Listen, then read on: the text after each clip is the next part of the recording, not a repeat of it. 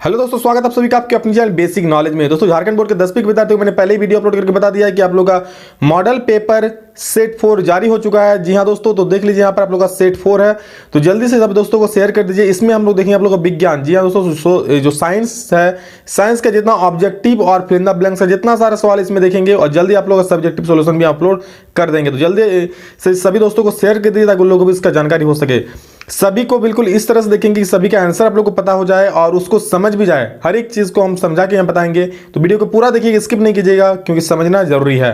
तो चलिए देखते हैं क्या क्या इस बार क्वेश्चन आया सेट 4 में, क्योंकि मॉडल पेपर तो दोस्तों बहुत जरूरी है आप लोग बोर्ड एग्जाम के लिए, इसलिए हर एक क्वेश्चन को ध्यान से देखिएगा और समझिएगा। देखिए पहला सवाल क्या है, निर्वात में प्रकाश की चाल होती है। दोस्तों, निर्वात में प्रकाश की चाल कितनी होती है? बच्चा बच्चा बोलेगा, बहुत ही आसान सवाल दिया है, लेकिन यहाँ कंफ्यूज मत हो जाइएगा एसआई यूनिट में। मतलब यहाँ देखिए क्या क्या है, सब में 3 × 10⁸ है, सबको तो इतना याद होता है, लेकिन एसआई यूनिट क्या होता है?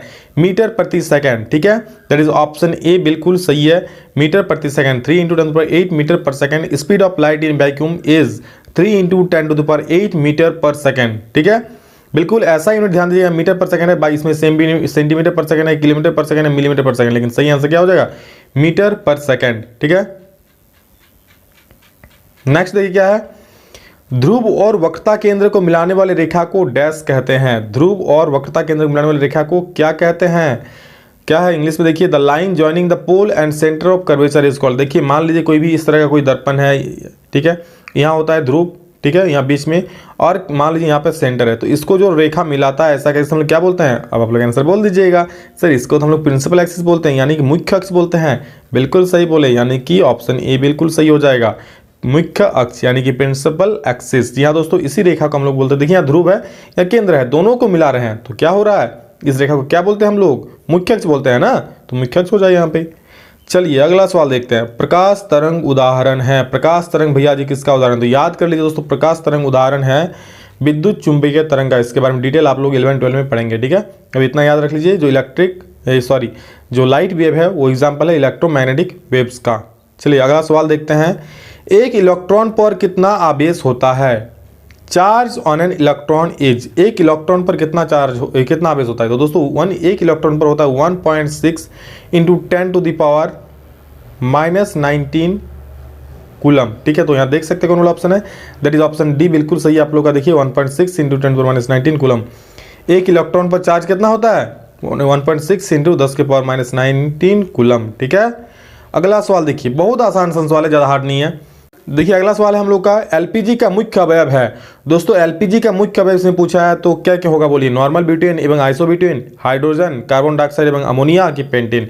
दोस्तों याद रखिए, जो एलपीजी होता है यानी कि लिक्विड पेट्रोलियम गैस होता है दोस्तों, इसमें होता है ब्यूटेन और प्रोपेन। तो इसमें दोस्तों ब्यूटेन में नॉर्मल ब्यूटेन होता है, ठीक है, तो ये मिक्सचर होता है किसका? नॉर्मल ब्यूटेन और प्रोपेन का, लेकिन इसमें नॉर्मल ब्यूटेन कहा गया है, तो ऑप्शन में देखिए नॉर्मल ब्यूटेन है, एवं इसको हम लोग आइसोब्यूटेन भी बोल सकते हैं। ठीक है, तो इसमें किसका है? ब्यूटेन रहता है, तो ब्यूटेन हम लोग का सही आंसर, जो ऑप्शन ए बिल्कुल सटीक जवाब है। ठीक है, अगला सवाल देखिए क्या है, मेन कंपोनेंट ऑफ एलपीजी वही वाला है, इंग्लिश में दिया है, नॉर्मल ब्यूटेन और आइसोब्यूटेन हो जाएगा। प्लास्टर ऑफ पेरिस का रासायनिक सूत्र है। मैंने आप लोगों को पहले बहुत बार ये सवाल कराया था और वही सवाल देखिए पूछा है, प्लास्टर ऑफ पेरिस का रासायनिक सूत्र सभी लोग जानते होंगे। The chemical formula of plaster of Paris is, क्या होता है? जी हाँ बिल्कुल सही, CaSO4.2H2। और अगर जिप्सम का पूछा तो CaSO4.2H2, लेकिन यहाँ जिप्सम का नहीं पूछा है मेरे दोस्त, पूछा यहाँ पर प्लास्टर ऑफ पेरिस का, तो ये वाला। ठीक है, मैंने कल ही कुछ दिन पहले ये सवाल आप लोग कराया था। नेक्स्ट देखिए क्या है, शल्य चिकित्सा में टूटी हड्डियों के लिए प्रयुक्त होने वाला रासायनिक पदार्थ है, यानी कि the chemical substance use as a cast for setting broken bones in surgery. भैया किसी से मारपीट आप करते हैं, आपका हड्डी वड्डी टूट जाता है, उसको अब जोड़ना पड़ता है, डॉक्टर के पास जाइएगा तो बैंडेज कर देता है। अब बैंडेज में क्या होता है? उसमें लगा रहता है प्लास्टर ऑफ पेरिस। देखते हैं व्हाइट सादा सादा टाइप का रहता है, प्लास्टर ऑफ पेरिस वही होता है जो नरम होता है, लेकिन जब वो हार्ड हो जाता है, जब वो मॉइस्चर से अभिक्रिया कर लेता है, अब हाथ को तो बैंडेज कर दिया, तब तो नरम होता है ना, लेकिन जिसका हड्डी टूटा होगा उसको पता होगा। ठीक है, अब कुछ देर बाद हवा से अभिक्रिया कर लिया, मॉइस्चर से अभिक्रिया कर लिया, तो क्या हो गया? बहुत हार्ड बन गया, इतना हार्ड कि किसी को माथा मारे तो सर फूट जाए। तो बिल्कुल, तो वही हार्ड पदार्थ होता है जिप्सम। लेकिन यहाँ पर सवाल क्या पूछा है कि शल्य चिकित्सा में टूटी हड्डियों के लिए प्रयुक्त होने वाला रासायनिक पदार्थ क्या है? तो वो होता है प्लास्टर ऑफ पेरिस का यूज करते हैं। ठीक है, जो बैंडेज करता है व्हाइट देके, तो प्लास्टर ऑफ पेरिस का यूज करता है उसमें, तो क्या हो जाएगा? Plaster of Paris. ओके, और जब वो हार्ड हो जाता है तब क्या बनता है, तो बनता है gypsum. Get it.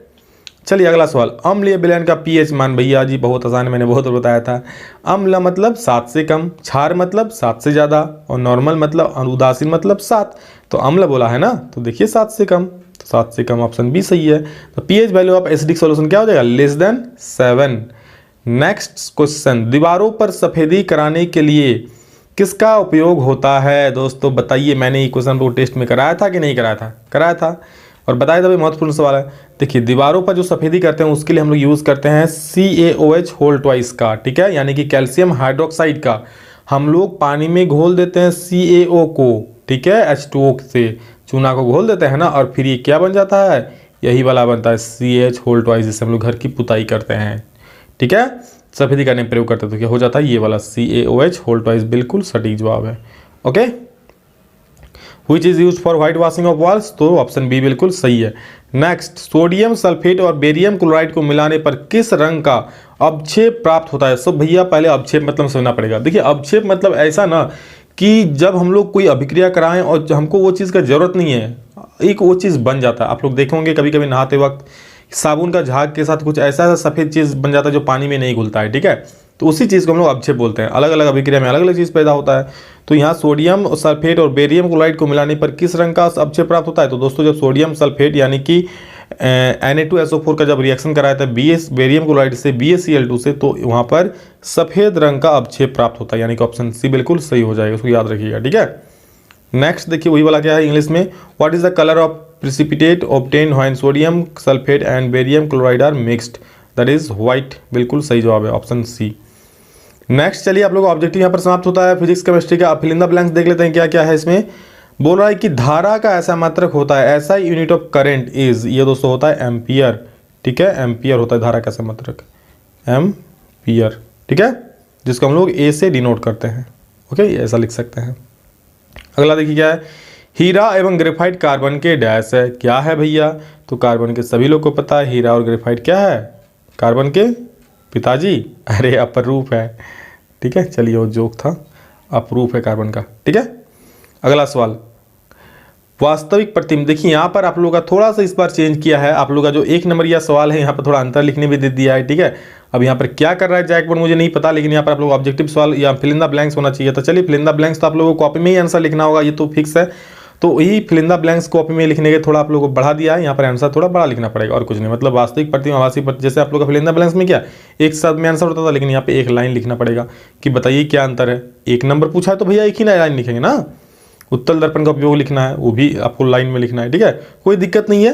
Fill in the blanks जो मतलब उसी टाइप का है, एक लाइन का आंसर पूछेगा और कुछ नहीं, क्योंकि इसमें ओएमआर शीट तो आपका सब्जेक्ट ऑब्जेक्टिव में रहेगा, इसमें तो आपको इसी में लिखना पड़ेगा। चलिए अगला आप लोग बायोलॉजी में आ जाते हैं हम। बायोलॉजी में आप लोग का क्या सवाल है, पहला देखिए ऑब्जेक्टिव में पूछ रहा है कि मुकुलन द्वारा अलैंगिक जनन होता है। भैया मुकुलन द्वारा अलैंगिक जनन किस में होता है, अमीबा में होता है कि ईस्ट में होता है कि प्लाज्मोडियम में होता है कि लेशमानिया में होता है। तो दोस्तों मुकुलन द्वारा अलैंगिक जनन हाइड्रा में होता है और ईस्ट में होता है। तो यहाँ पर हाइड्रा तो ऑप्शन में है नहीं, तो यहाँ पर ईस्ट बिल्कुल सही हो जाएगा, option B is the correct answer. Okay, अगला उसी में क्या था, इंग्लिश में पूछा है कि the sexual production through budding takes place in yeast. Okay, get it. चलिए अगला क्वेश्चन 28 नंबर, मानव हृदय में कितने अलिंद तथा कितने निलय होते हैं। यानी कि एक सीधा सा अगर ऐसे पूछ सकता है कि मानव हृदय में कितने कोष्ठक होते हैं, तो भैया मानव हृदय में 4 कोष्ठक होते हैं। क्या क्या होता है, तो 2 अलिंद होता है और 2 निलय होता है, याद रखिएगा। मानव हृदय में 4 कोष्ठक होते हैं जिसमें 2 अलिंद होते हैं और 2 निलय होता है, ठीक है। चलिए इसी का इंग्लिश में पूछा है, हाउ मेनी ऑरिकल्स एंड क्या है यहाँ पर, ventricles are found in human heart. यहाँ पर हो जाएगा ऑप्शन ए बिल्कुल सही जवाब हो जाएगा, ठीक है। नेक्स्ट पूछा है कि वृक्क की रचनात्मक और कार्यात्मक इकाई क्या है। तो दोस्तों वृक्क की रचनात्मक और कार्यात्मक इकाई क्या है, तो नेफ्रॉन, बिल्कुल सही जवाब हो जाएगा। ओके, नेक्स्ट 30 नंबर पूछा है, ये कण रक्त का थक्का बनाने में सहायक होता है। रक्त का थक्का कौन बनाता है, मतलब सर कहीं आपका हाथ है, हाथ कहीं पे कट गया तो देखते हैं खून निकलने लगता है। अब ऐसा तो नहीं कि सारा शरीर का खून वहाँ से बह जाता है, नहीं ना, कुछ देर बाद खून वहाँ बहना बंद हो जाता है। तो क्यों बहना बंद होता है अचानक भैया, पहले पहले क्यों बहता है, बाद में क्यों बंद हो जाता है। तो दोस्तों हम लोग का रक्त में प्लेटलेट्स नामक एक चीज़ होता है, ठीक है, जो जाके वहाँ पर जम जाता है, यानी कि वो थक्का बनाने का काम करता है, रक्त को थक्का बना देता है, फिर वहाँ से रक्त बाहर नहीं निकल पाता है। ठीक है, तो प्लेटलेट होता है या पट्टिकानु जो बोलिएगा। This particle helps in clotting of blood, तो प्लेटलेट्स क्लॉटिंग ऑफ ब्लड के लिए हेल्पफुल है। ओके, नेक्स्ट क्वेश्चन, किस वैज्ञानिक को अनुवांशिकी का पिता कहा जाता है? भैया मटर किसका प्रयोग कौन किया था? मेंडल ने किया था। तो ग्रेगर जॉन मेंडल को दोस्तों अनुवांशिकी का पिता कहा जाता है, क्योंकि इसी ने दोस्तों मटर के पौधे का प्रयोग करके जो हम लोग का था अनुवांशिकता का खोज किया था। ठीक है, name the scientist who is known as the father of genetics, that is Gregor John Mendel. Okay, next आप लोग यहाँ पर देखिए फिल इन द ब्लैंक्स पूछा है कि अमाशय की जठर ग्रंथियाँ डैश स्रावित करती है। अमाशय की जो जठर ग्रंथियाँ दोस्तों क्या स्रावित करती है? तो याद रख लीजिएगा, जठर ग्रंथियाँ क्या स्रावित करती है? तो दोस्तों जठर रस स्रावित करती है। ठीक है, जठर रस, ठीक है, जठर रस स्रावित करती है। चलिए अगला सवाल देखिए, क्या 32 नंबर, देखिए यहाँ पर 2-2 नंबर का दे दिया, पता नहीं क्या है यहाँ पर 2-2 नंबर का एक सवाल दे दिया। एक बार आप लोग नंबर सब गिन लीजिएगा मॉडल पर देख के कितना आ रहा है। देखिए क्या यहाँ पर, पादप में जाइलम डैश के उत्तरदायी है। पादप में दोस्तों जाइलम किसके लिए उत्तरदायी है? तो देखिए एक होता है जाइलम, एक होता है फ्लोएम। जाइलम होता है जल के वहन के लिए, ठीक है, और फ्लोएम जो होता है वो भोजन के वहन के लिए। तो नाम से ही पता चला जाइलम है, तो यहाँ लिख दीजिए पादप में जाइलम जल के वहन के लिए, जल के वहन के लिए उत्तरदायी है। ठीक है, अगला देखिए क्या है, ऐसे पदार्थों को डैश कहते हैं जो जैविक प्रक्रम द्वारा अपघटित हो जाते हैं। दोस्तों जो जैविक प्रक्रम द्वारा अपघटित हो जाते हैं उस पदार्थ को क्या कहते हैं? तो ध्यान से सुन लीजिए और लिख भी लीजिए, उसे हम लोग दोस्तों जैव निम्नीकरणीय कहते हैं। क्या कहते हैं? ऐसे पदार्थों को, यहाँ देखिए हम लिख दे रहे हैं तो आप लोग लिख लीजिएगा, उसको दोस्तों हम लोग कहते हैं जैव निम्नीकरणीय। ओके, निम्नीकरणीय, ठीक है, निम्नीकरणीय कहते हैं उसे जैव। अगर पूछता कि ऐसे पदार्थों को डैश कहते हैं जो जैविक प्रक्रम द्वारा घटित नहीं होते हैं, अगर नहीं होता तब होता अजैव निम्नीकरणीय। ठीक है, तो दोस्तों यहाँ पर नेक्स्ट सवाल है, पराबैंगनी किरणों की जीवधारियों पर पड़ने वाले किन्हीं 2 हानिकारक प्रभाव को लिख करें। तो दोस्तों ये तो मैं आप लोग जब सब्जेक्टिव बताऊंगा तब बता दूंगा। जितना सारा ऑब्जेक्टिव सवाल है, जितना फिल इन द ब्लैंक्स था, जितना एक लाइन का था मैंने बता दिया। एक लाइन में आप लोगों को फिजिक्स केमिस्ट्री का बचा हुआ है वो मैं बता दूंगा जब सब्जेक्टिव बताऊंगा तब। ठीक है, तो सभी दोस्तों को शेयर कर दीजिए। आप लोग का साइंस का आ चुका है, जल्दी आप लोग का सोशल साइंस, मैथ, बाकी जितना सारा है सभी कुछ के इसी चैनल पर मिल जाएगा दोस्तों। यूट्यूब पर सिर्फ यही चैनल है, एक और भी बहुत सारा चैनल मैं ऐसा नहीं कर रहा हूँ, लेकिन इसमें सारा सोल्यूशन आप लोग कराया गया है। सेट 1, 2, 3 सिर्फ इसी चैनल पर आप लोग को मिलेगा सारा का सोल्यूशन। मैथ का ऑब्जेक्टिव, मतलब ऑब्जेक्टिव का सारा, और सब्जेक्टिव आप लोग को साइंस, मैथ और सोशल साइंस में मिल जाएगा। ठीक है, तो बस सभी दोस्तों को शेयर कर दीजिए। प्लेलिस्ट में लिंक है, वहां से जाकर बाकी मॉडल पर भी आप देख सकते हैं। और हाँ, एक नेक काम जरूर कीजिए, सभी को शेयर कीजिए, क्योंकि किसी का अच्छा कीजिएगा आपका भी जरूर अच्छा होगा। चलिए दोस्तों अभी के लिए इतना ही, नेक्स्ट जल्द मिलते हैं, तब तक के लिए जय हिंद, वंदे मातरम।